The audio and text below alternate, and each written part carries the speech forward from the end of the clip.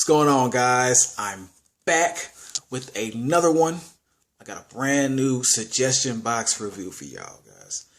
That's right, man, because I just finished knocking out Maze Runner, starring DylanO'Brien, Thomas Brody Sangster, and Kaya Scodelario. First of all, I want to give a shout out to one of my subscribers named Predator H2O. Now, Predator H2O, he didn't necessarily suggest Maze Runner to me originally. I believe what happened is a while back in an earlier review of a movie called Love and Monsters that I did. After reviewing it, I asked, should I see the Maze Runner trilogy because of the actor DylanO'Brien? And he was the first one, or the only one, to give me the okay. He pretty much said absolutely. He said absolutely. And I took that as the cosign that I needed. I didn't need to hear anything else. I just wanted one person to give me the okay. And he was that one person. And I appreciate that, sir. Alright. Now back to the review. Maze Runner.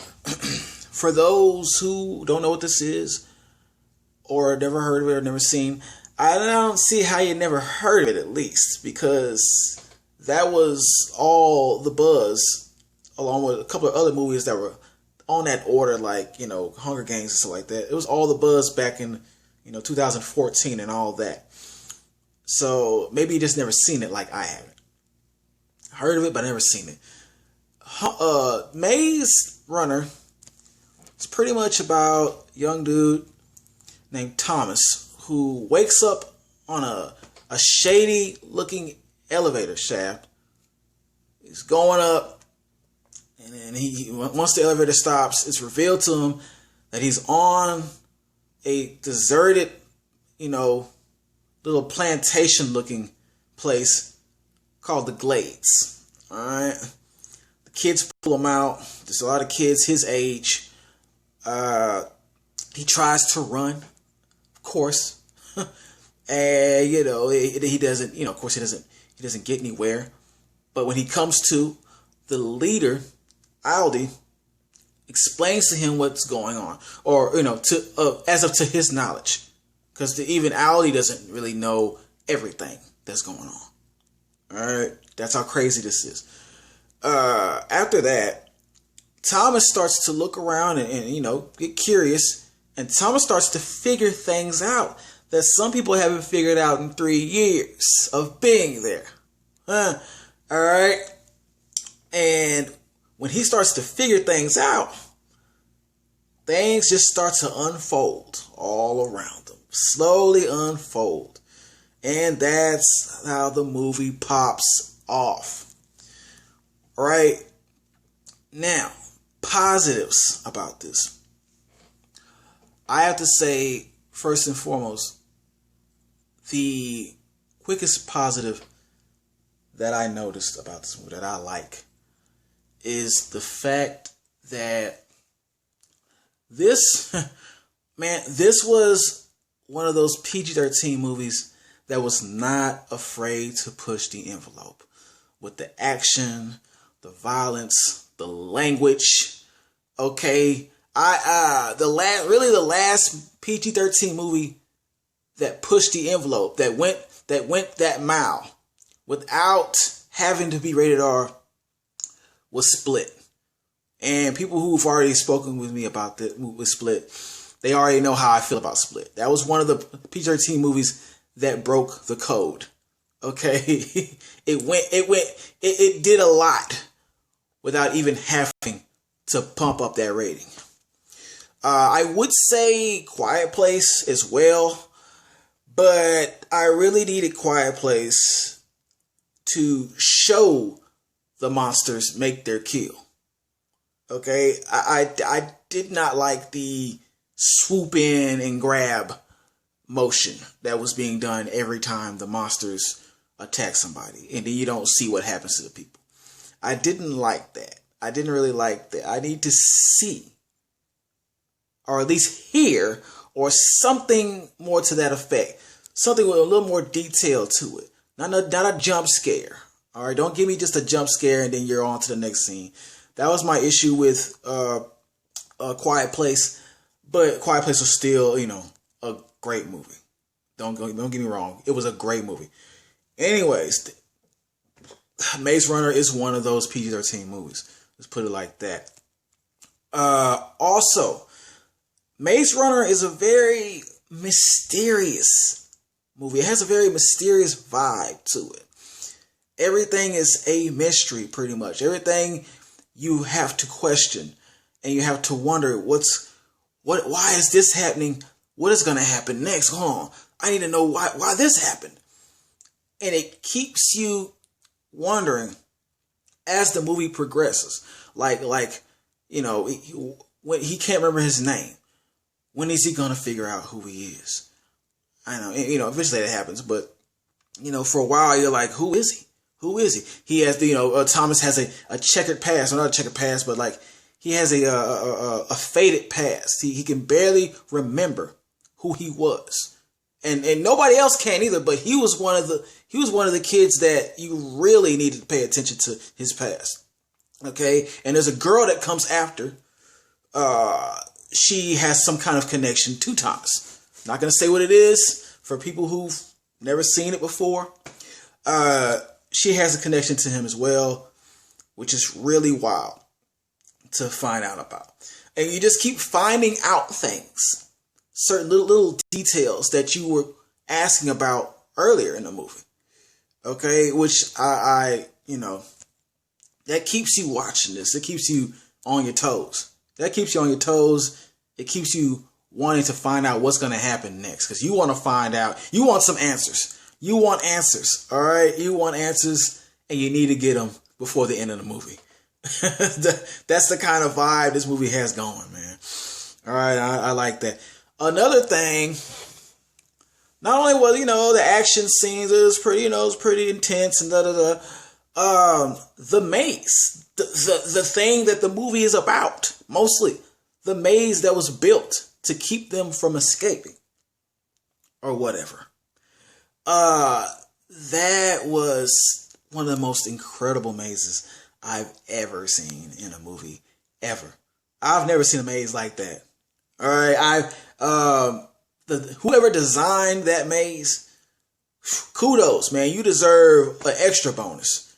You deserve so much more than what you probably got paid. That was crazy. That was just like, who thought of this? Who thought to make those traps, and the way it was, it was put together? Who thought to do things like this? All right, who was the architect that worked on this maze, man? That guy. Who is he? Please put him to the forefront. Okay, I just enjoyed that. I enjoyed the design of the maze, man. It was pretty cool. It was pretty cool. Okay. Now, let's get to those negatives, man. I'm gonna tell you about a guy named Gally. Gally was the biggest hater on the movie. I could not stand Gally, bro. Look, I understand that he was skeptical of, Thomas coming there in the first place. And then the girl, he was skeptical of all this. And he felt like, they were, the reason that all this was happening all of a sudden. Before that, before he had those feelings, he truly had those feelings. This is what sparked it off. This is what I think made Gally such a hater. Or he was already a hater. He just, his true feelings came out. When Gally challenged Thomas to a little fight. Because Gally was over there. He was showing off. Gally has to be the man. He has to be the big guy.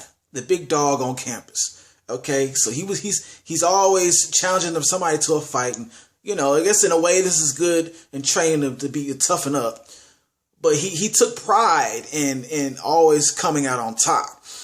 Then he decides to challenge the lead character of the dang movie. Obviously, he character in the movie. Okay, so you know how this goes down. Now Galley had it in for a minute. Galley had it going for a good minute. But then Thomas figured him out, got the best of him for a good, 5 to 10 minutes. And Galley did not like that. Galley was so hot. He was so heated. And he had to get up and, show him a couple of times why they call, why he's Galley. But from there on, Galley just had disdain, hatred for Thomas. Okay. And so that really fueled up the later actions that Galley took against Thomas. Galley just wouldn't lay off. I haven't seen such a hater like this since Belly. Since the guy that was on the corner, the memes where he's eating a banana talking about, I don't like this ish. I don't like this. So he had to snitch. Yeah, I haven't seen a hater since that. Okay, Galley he pissed me off. That was not a big negative about this, but it just something that I knew every time I saw Galley, I was going to be annoyed. Okay, and this guy, the guy that plays Galley, by the way, he's always playing an off character. He played the annoying comedy relief in Midsummer, who's always complaining, but he was funny as hell. So that maybe we let him pass with that. And then he played in We're the Millers as the kind of the wet behind the ears young kid, boy of the family who really didn't know anything about girls, and he was just so innocent and kind of dumb, kind of an idiot. But he was off in that movie as well. And now he's in this one playing another kind of off character. Okay, he's never going to be a normal character in any movie. I can see the typecast right now. I can see the typecast. Let's watch him for his next movie. His name will be at the bottom of the screen. Okay, let's watch out and see what next role he plays. And I bet you it's going to be another weird off type dude. All right. Now another negative. I don't think there was too many negatives after. I'll say this. And before I say this, I need everybody who hasn't seen it. If you don't want to, I'm not going to say any spoilers, but this might be too much detail for you. It might be. I'm not sure. So if you're thinking it might be too much detail already, not spoiler, go ahead and fast forward to the rating part of the movie, of the review. Okay? Now, like I was saying, there are not too many negatives, but I have questions still. I have questions. And if these questions are not answered, by the time I'm finished watching the whole trilogy, this will definitely be points off or points against the Maze Runner franchise. This will for one thing, okay, there is a thing called getting stung, where one of the characters, they come out and they got something obviously going wrong with them, and they're losing their mind, like a rabid dog, and they're going crazy, and they've gotten stung by whatever. And so they're very aggressive and walking around and just attacking everybody. They're saying there's stages of this. Did they turn into something? What is the final stage of this? What is the final stage? Do we ever see that? I was confused with that.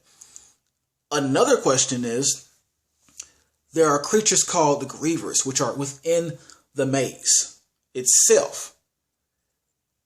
My question is, where did the Grievers come from? Because the Grievers seem to be half like, arachnid, half android, half robot, metallic, because they have metallic legs and all this. But they look like they have spider faces, kind of, somewhat. They're like arachnid robots, androids. So where did they come from? What was their origin? Were they something else before they were Grievers? You know what I'm saying? I wonder what's the thing behind the Grievers? What's their significance? Why were they put in the maze? I have a lot of questions. Those probably were not addressed. Those are not addressed in just this session of the franchise. So I need that to be answered, man. All right. And with that being the only, issue, gotta give it a hell yes. Oh man, this was I did not expect this to be that good, man. Y'all did it. Y'all doing it again. Well, I kind of did it, but him giving me the okay, he must have knew this was going to be such a live movie. Yes, this was so good. This is way better than I thought it would be. Because I think I was just steady thinking about the PG-13 rating. I was like, there's going to be something in here that's going to be like a little annoying. It wasn't, man. It was good to the end. It was good to the very end. There really wasn't no lag time. There was no lag time. They kept the action. They kept it moving. It was moving. Something was happening every minute. I loved it. This came from a book. This came from a series of books, right? And you know what they say? They say when a movie is made from the book is usually 9 times out of 10, it's better. I don't know that with this one. I don't know. I haven't read the book. I don't know. But if the book is better than this, that might be a hell of a good book. That might be a hell of a good book right there. I gotta say that. I might have to pick that book up. All right. But until then, and I'm going to come back with the next one, Maze Runner Scorch Trials. All right. So watch out for that. Like, share, subscribe, and